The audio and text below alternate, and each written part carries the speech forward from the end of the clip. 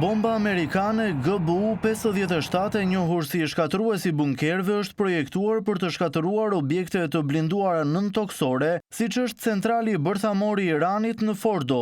E montuar ekskluzivisht në bombarduesin e fshehtë B-2, ajo është e vetmja armë jo bërthamore potencialisht e aftë të shkatërrojë termocentralet nëntoksore të Teheranit. Në javët e fundit, forcat ajrore të SBA-s kanë vendosur B-2 në ishullin bazë strategjik të Diego Garcias në Oqeanin Indian, një sinjal i qartë i gatishmërisë operacionale dhe parandalimit në rajon. Ekspertët thonë se kjo i vendos B-2, të cilët kanë teknologji të fshehtë dhe janë të pajisur për të mbajtur bombat dhe armët bërthamore më të rënda amerikane, në një pozicion ideal për të vepruar në lindjen e mesme.